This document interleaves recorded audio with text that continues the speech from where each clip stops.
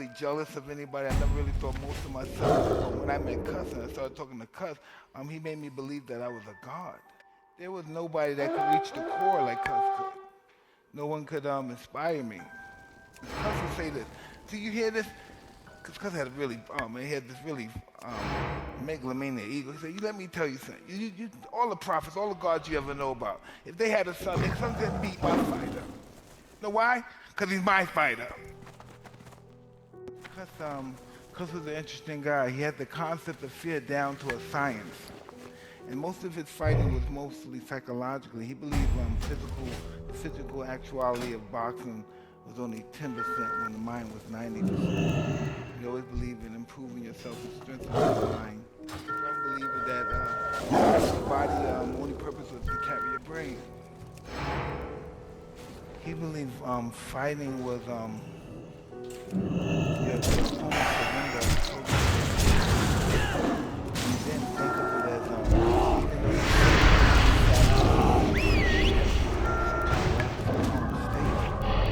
the scientific way of destroying it.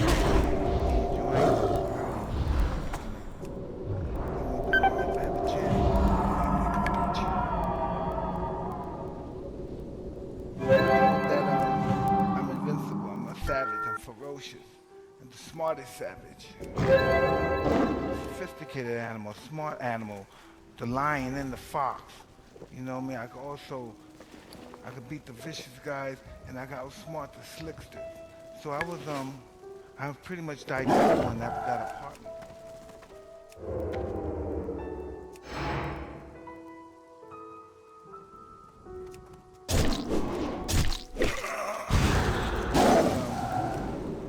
Books about war, violent warfare. This is why Cuss read all those books. Cuss was pretty much an intellectual philosopher about war.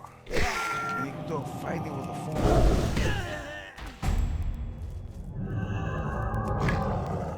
I wanted to make Cuss proud. That was my whole existence for fighting. I wanted to make him proud. If someone said something negative about me, he was an old man, he would attack them. He would do anything for me.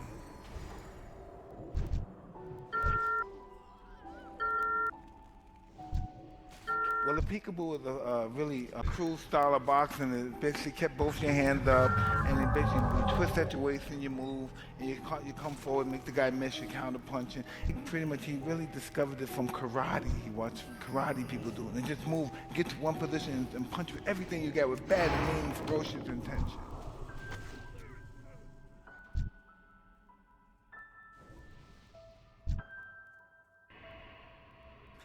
I love war. I love the act of war. I love the players in war. I love the philosophy of war.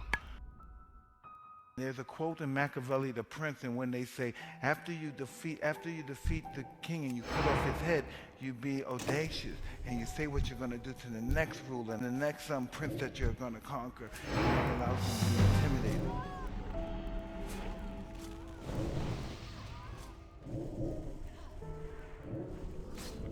Yeah, this is the moment I knew I wanted to be a fighter.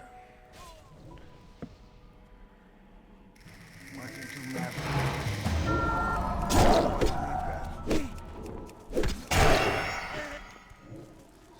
They were fighting. They fought 15 rounds when there was a war, but none of them had a face. It was a hard fight. Nobody had to walk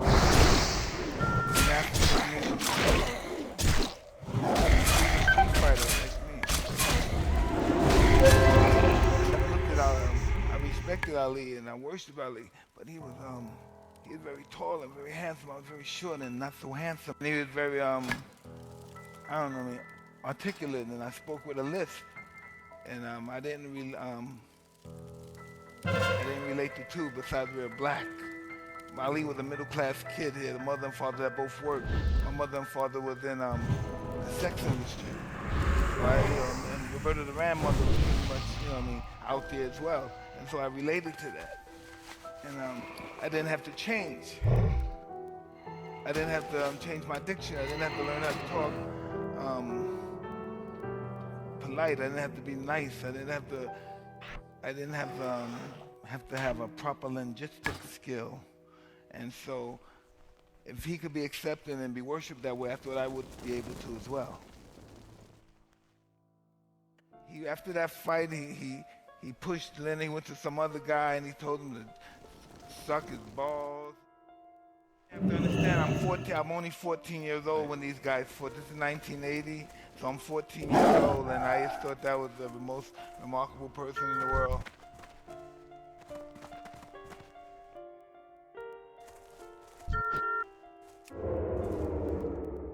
I was born with great perception.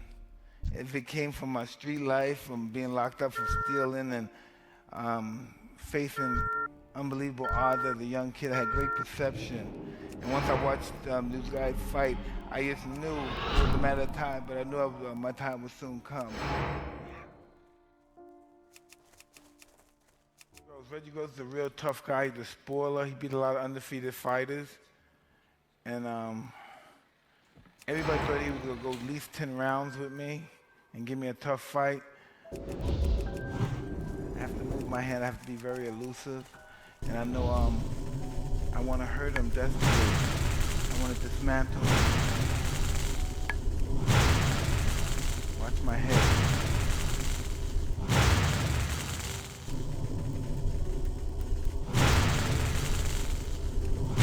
When this is over, everybody's going to know my name. And the people that I fight after him, they're going to feel it. That's pretty much how my reign comes. And on occasion, some guys like him, who's a tough guy, they would try to fight back. And that would just allow me to excel at an extremely high level.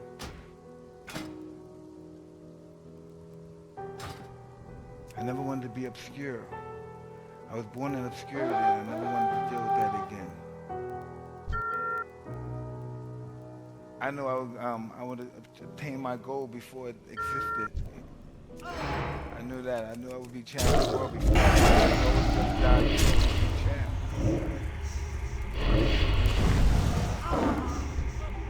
I was just disappointed that I didn't kill him back then.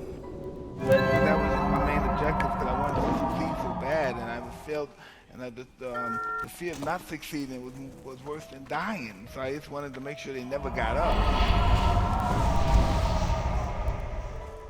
Our world was winning and beating people. The tactics of doing it. Life wasn't about making money. It was about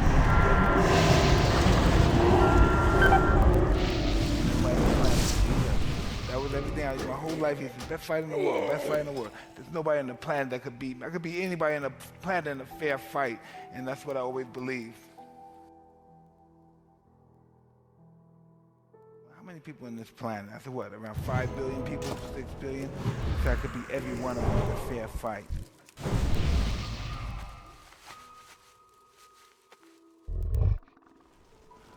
I must be a descendant of the great warriors of old, all the gods of war, because I'm one of the most simplest of these. How could these guys even dare fight me? I must be ordained by God.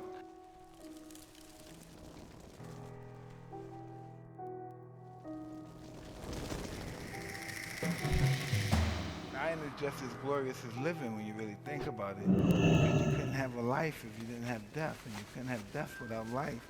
So how could death be less glorious than life? They're both intertwined with one another.